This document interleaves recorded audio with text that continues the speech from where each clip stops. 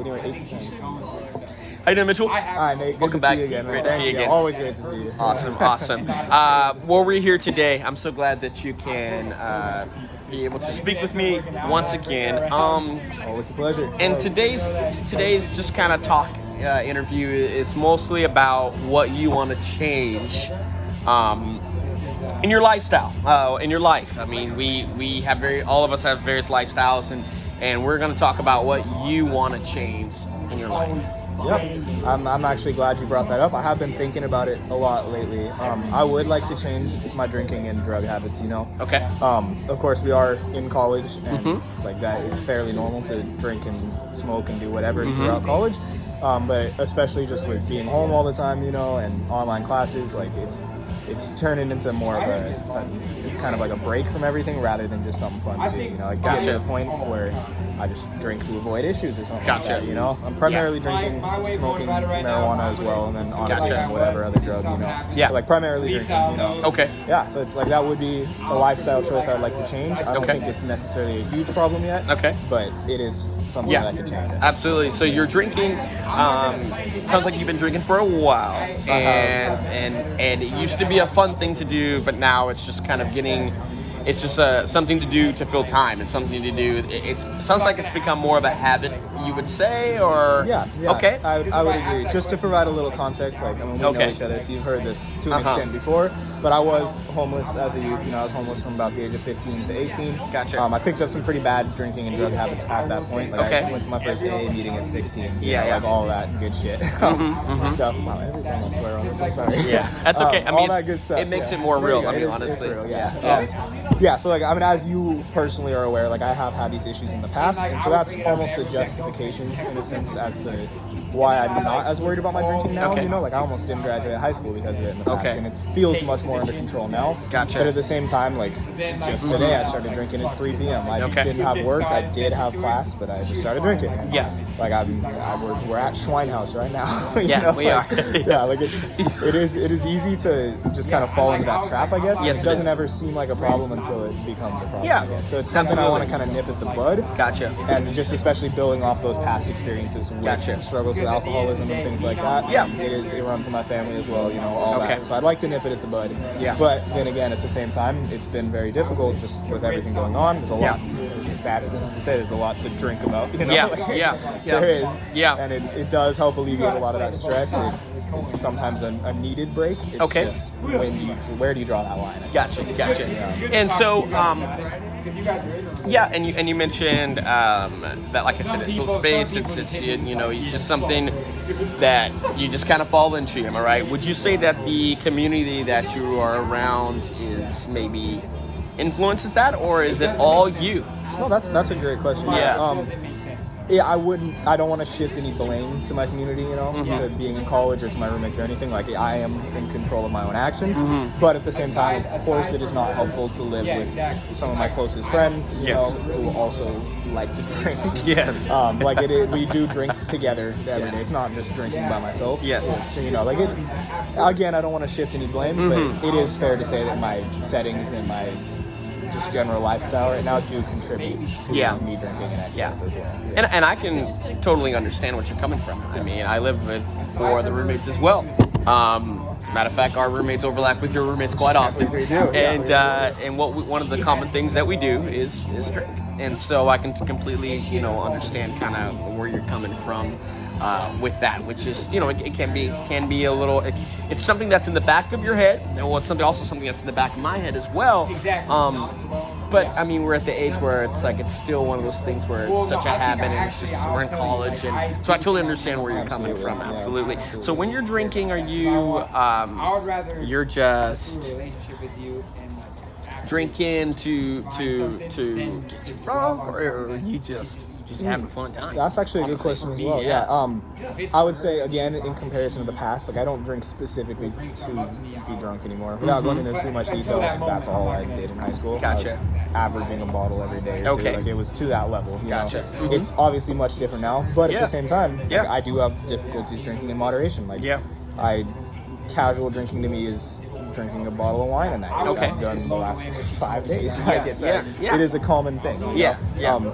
And again, it's part of the college culture. But even before coming to Schwein, like I had a couple glasses of wine and a beer. You know, it's a pregame for the actual drinking. You know? So it's clear that there is some underlying issues there.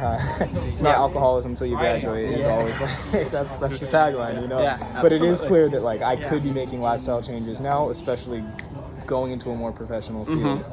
I'm getting to the point, like I've worked 2 jobs since I was 16, but I'm getting to the point where I'm going into my actual field, you know, like I want to make a positive difference in this world. Absolutely. And that is inhibited by drinking. It is difficult to drink in moderation. And it kind of shift lanes here. You mentioned that you want to go into a field that makes positive change. You're coming from a background that we've drank a lot and you had some issues with this. Maybe what are some things you're going to take away from this experience of overcoming drinking like this that can maybe make a positive impact in someone's life? So in other words, what field are you going into? And then also when you're going to make these changes, how do you think that's going to make a positive impact on someone that was just like you at your age or younger than you? Does that make sense there? Yeah, that's actually a really interesting question as well. As I've discussed with Bernie, actually, just over discussion posts and things like that, coursework like this, like case management type of things, are not really the career path that I'm wanting to go toward. I want to work on broader reform. I want to work in administration, organization, you know, things like that. That said, if I were to apply that to like my younger self, for example, I wouldn't necessarily want to be the addiction counselor that I visited. I never found it particularly helpful. But something that would have been extremely helpful to me in those times was a better support system as a homeless youth. You know? And that's honestly, being from Tacoma, Washington, like we have a very high homeless population. There honestly are a lot of good support systems. Tacoma Reach Center. Absolutely. But at the same time, you know, like if it were not for some really good friends of mine and some good older role models that I had in my life, I would have been on the street. I was thankfully lucky enough to live in an apartment most of the time with some older friends. They more or less adopted me at that point. But like it's there. I don't think that there are the support systems in place that we need to address those kind of the root causes of those issues, maybe. And that's not to say that specifically I would like to gear my future career goals toward homelessness, but in terms of overall reform and things like that, it's definitely a step. You know, like that's something that could be done to alleviate pressure on individuals such as yourself at that age. You know? Very cool. That's awesome. Very cool. And then I would to kind of just shift also into another category here. So maybe if we think about it on a scale of 1 to 10,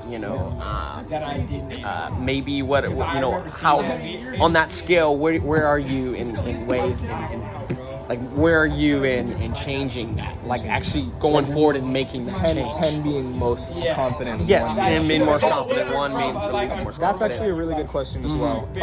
I am inclined to give myself a higher score on that. I would like to give myself like an 8-ish, but almost strictly off of the justification that I don't drink as much as I did at 16, 17. Like again, I don't drink a bottle a day of alcohol. Like times have changed. But that is almost dangerous territory as well, because being overly confident in my abilities to control myself was the issue in the first place. That's how I managed to slip in that in high school. So a tentative 7 or 8, I would say. Like I feel fairly confident. Based on prior experience, not based on the actions I've been taking. Gotcha. Very cool. And then to sum up this conversation, well, what do you think we can do to help you? Just to get that number higher, I guess. To get absolutely raised up. That's honestly a really good question as well. I do have a strong support system, I would say, regardless of the fact that my roommates do drink. I have, like, they check in on me often. They're always checking in about how my medication's going. Very good. Things like that, dealing with mental illness, all those things. I also do have quite a few friends who are not drinkers, or at least not to the level. They drink in moderation, things like that. So I would say I have a strong support system, and I think that's what's helped me the most. Friends like you, we drink together a lot, keep holding each other accountable. I think is a way to increase that number. I would also say that unfortunately a lot of it is a personal decision. It's difficult to shift blame again to yourself.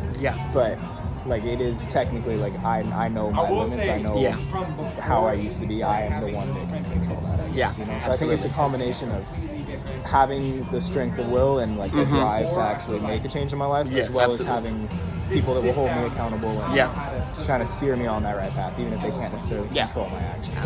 Yeah. Well, very cool. Well, I'm so glad that you were able to open up in this conversation. You know, everything you said today was, you know, it's great reflection. It's great thinking about, you know, what ways you can change, and I think that's very important to our mental health, and to, you know, just being the person that we want to come into. So thank you so much, Mitchell. Thank you. Absolutely. Yes, thank you so much.